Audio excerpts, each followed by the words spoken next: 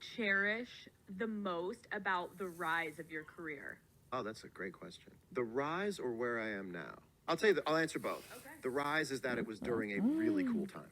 She said the rise, John. That's what she asked. It's interesting. He's like, the rise or where I am now. It's what he wants to actually talk about is where he is now. But okay.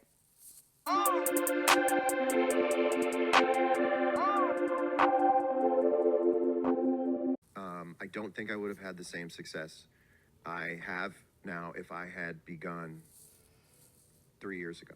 I think I'd be trying and trying and trying on social media and trying to get things out there. I mean, there was just so fewer people doing things that you automatically had more people paying attention.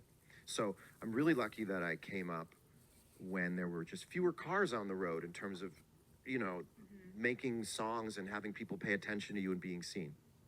And now, where I am now, It's very interesting that he's saying that because his way back then, whenever he came out, there wasn't Instagram, there might have been the beginning of Facebook, but the internet wasn't as big, but he would, if he started out 3 years ago, yeah, he would be on social media, but he did know how to get people talking about him because he would go out to the restaurants and the places that had with a famous person, a famous woman, and got his picture taken.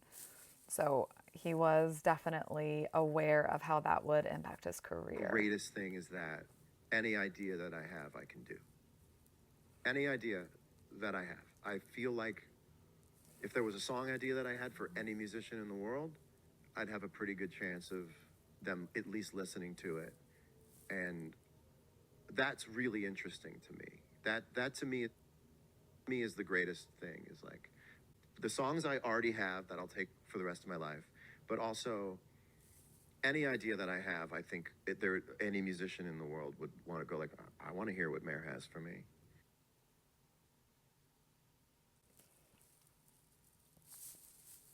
Okay. A lot of people would probably agree with that. A lot. However, what a statement. Okay. I'm not sure that every musician would want to hear his music.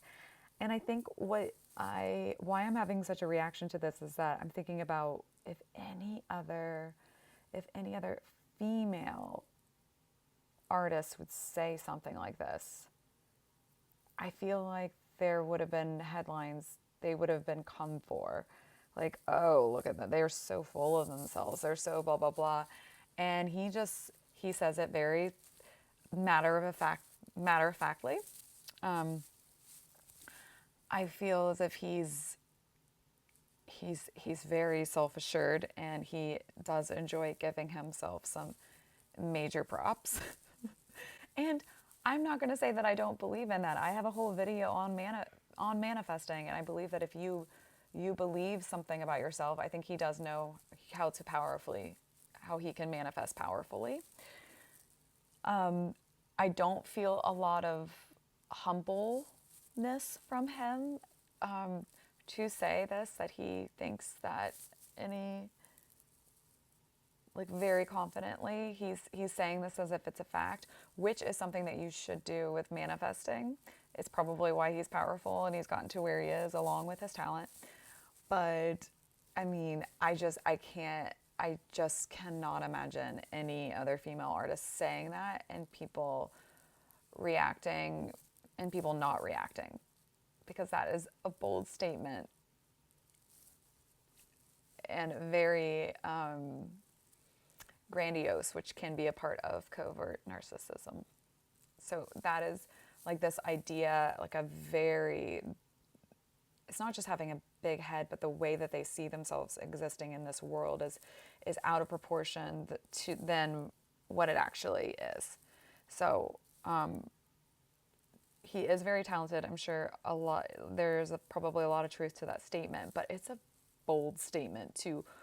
I think he intentionally he used a question so that he could say that, because she said about the rise, and he's like, the rise or where I am now.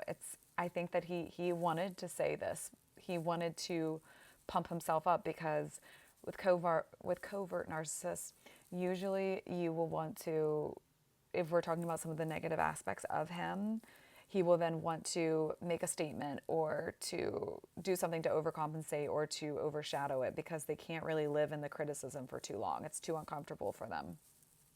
Anyways. So I feel like that's the idea, that I could bring anything to life that came to mind.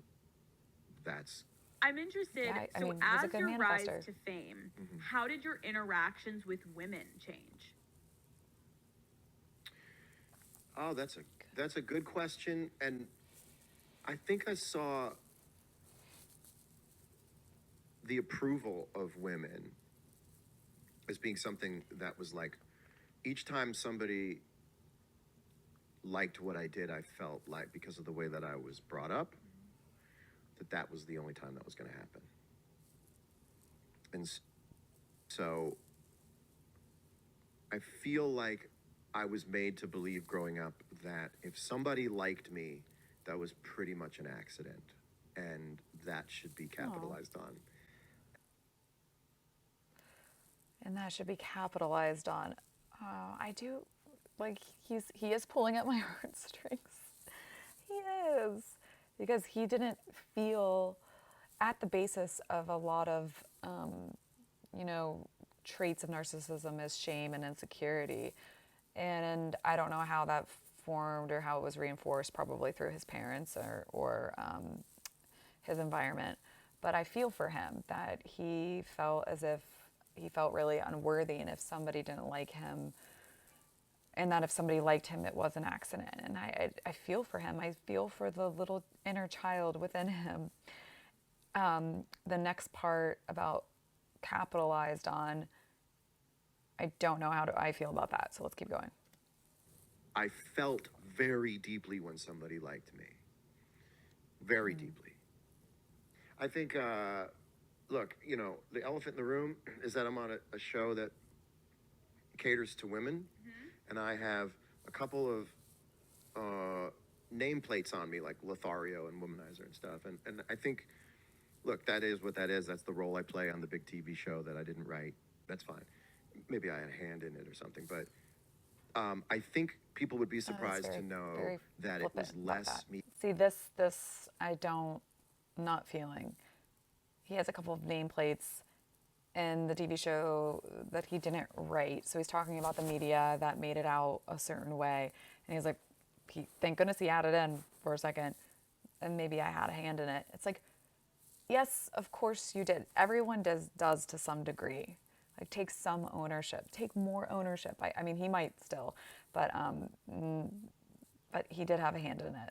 I wish he would have taken a little bit more ownership there, but I'm not surprised that he didn't.